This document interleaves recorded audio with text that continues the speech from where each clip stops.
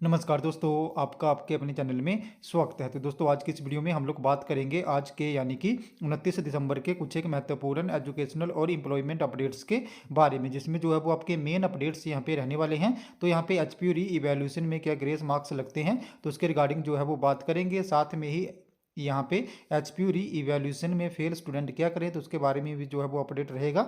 इसी के साथ सेंट्रल यूनिवर्सिटी जो है वो 31 पोस्ट ग्रेजुएट और 16 पोस्ट ग्रेजुएट डिप्लोमा कोर्सेज जो है वो करवाएगा, तो उसके बारे में भी जो है वो बात करेंगे। साथ में ही बिना एफआईआर वाले पोस्ट कोड के रिजल्ट देगा राज्य चयन आयोग, तो उसके रिगार्डिंग भी जो है वो अपडेट रहेगा। तो चलिए दोस्तों करते हैं वीडियो को स्टार्ट। सबसे पहले अगर हम लोग यहाँ पे राज्य चयन आयोग की बात करें, तो बिना एफआईआर वाले पोस्ट कोड के रिजल्ट देगा राज्य चयन आयोग। तो हिमाचल में नए सिरे से बनाया गया राज्य चयन आयोग पेपर लीक के बाद भंग हुआ आयोग में फंसी पेंडिंग भर्तियों का रिजल्ट जो है वो जारी करेगा। करीब 18 पोस्ट कोड का रिजल्ट निकालने के लिए आयोग ने अपने स्तर पे जो कोशिश है वो शुरू कर दी है। इससे पहले आयुर्वेदिक फार्मासिस्ट, जूनियर ऑडिटर और जूनियर ऑफिस असिस्टेंट अकाउंट्स की भर्ती को राज्य सरकार लोक सेवा आयोग को दे चुकी है, जबकि यहाँ पे ऑपरेशन थिएटर असिस्टेंट प्रयोग के आधार पर सीबीटी के लिए राज्य चयन आयोग को दिया गया है। बाकी बचे 18 पोस्ट कोड अभी विजिलेंस ब्यूरो की एफआईआर से बाहर हैं, लेकिन इनको लेके भी राज्य सरकार और विजिलेंस ब्यूरो से क्लियरेंस चाहिए। इस फाइल पर पेपर लीक से जुड़े एक डिप्टी जिला अटॉर्नी ने लिखा है कि उन्होंने कोर्ट में मुख्य आरोपी उमा जाद को ये कहते हुए सुना था कि अभी कई और पोस्ट कोड में पेपर लीक हुआ है। तो जिन भी पोस्ट कोड में यहाँ पे पेपर लीक नहीं हुआ है और जिन पे एफआईआर नहीं हुई है, उनके रिजल्ट जल्दी ही यहाँ पे जो है वो जारी हो सकते हैं। नेक्स्ट अपडेट की बात करें तो नेक्स्ट अपडेट जो है वो आपका हिमाचल प्रदेश सेंट्रल यूनिवर्सिटी से संबंधित रहने वाला है। तो सेंट्रल यूनिवर्सिटी करवाएगा 31 पीजी और 16 यहाँ पे पोस्ट ग्रेजुएट डिप्लोमा। तो हिमाचल प्रदेश सेंट्रल यूनिवर्सिटी जो है वो एकेडमिक सेशन 2024-25 में 31 पोस्ट ग्रेजुएट और 16 पोस्ट ग्रेजुएट डिप्लोमा और 8 सर्टिफिकेट कोर्स जो है वो करवाएगा। इन विषयों में पढ़ने के लिए जो भी अभ्यर्थी हैं वो 24 जनवरी तक आवेदन कर सकते हैं। एंट्रेंस एग्ज़ाम के आधार पे जो है वो ये एडमिशन्स यहाँ पे होंगी, और इसके लिए जो परीक्षा है वो 11 से 28 मार्च तक आयोजित की जाएगी, और इसके लिए जो अभ्यर्थी हैं वो 24 जनवरी तक अप्लाई कर सकते हैं। तो जो भी इंटरेस्टेड कैंडिडेट हैं जो सेंट्रल यूनिवर्सिटी में यहाँ पे एडमिशन लेना चाहते हैं, वो यहाँ पे 24 जनवरी तक जो है वो central university of Himachal Pradesh की वेबसाइट पर जाके इसके लिए जो है वो अप्लाई कर सकते हैं। इसी के साथ जो एडमिट कार्ड हैं वो यहाँ पे 7 मार्च को अपलोड होंगे, और 18 से यहाँ पे 11 से लेके 28 मार्च तक जो है वो एंट्रेंस एग्ज़ाम यहाँ पे करवाया जाएगा।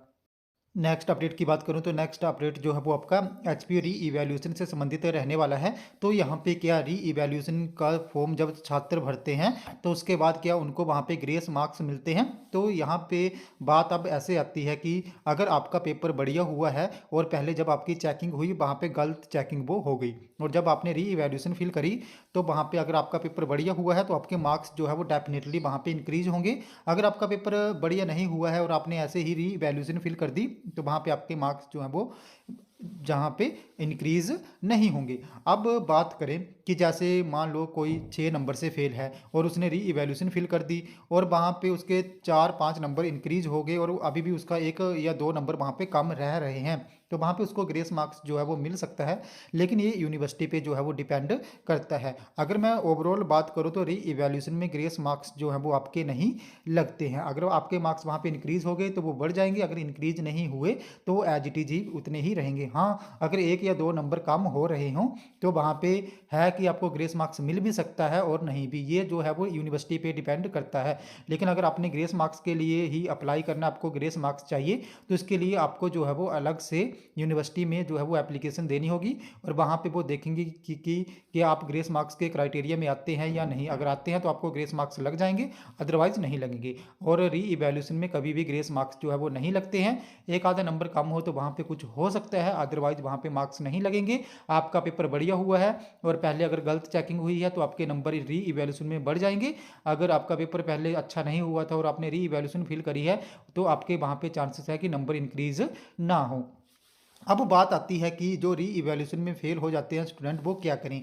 अगर किसी ने को यहाँ पे रीअपेयर आई हुई है और उसने उस पर्टिकुलर सब्जेक्ट की री इवैल्यूएशन फिल करी है। अगर उसके मार्क्स वहाँ पे इंक्रीज होते हैं तो वो पास हो जाएगा। अगर उसके मार्क्स वहाँ पे इंक्रीज नहीं होते हैं तो उसको जो है वो रीअपेयर का एग्ज़ाम जो है वो देना पड़ेगा। अगर वो रीअपेयर का एग्ज़ाम दे देता स्टूडेंट और उसका रिजल्ट जो है वो री इवैल्यूएशन का बाद में आता है, तो अगर रीअपेयर में उसके ज़्यादा मार्क्स होंगे तो रीअपेयर वाले मार्क्स उसके ऐड हो जाएंगे। अगर री इवैल्यूएशन में उसके ज़्यादा मार्क्स होंगे तो वो ऐड हो जाएंगे। वहाँ पे जो भी ज़्यादा मार्क्स होते हैं दोनों में वो ऐड हो जाते हैं। बाकी अगर कोई री इवैल्यूएशन में फेल हो जाता है रीअपेयर वाला स्टूडेंट, तो उसको रीअपेयर जो है वो देनी पड़ेगी।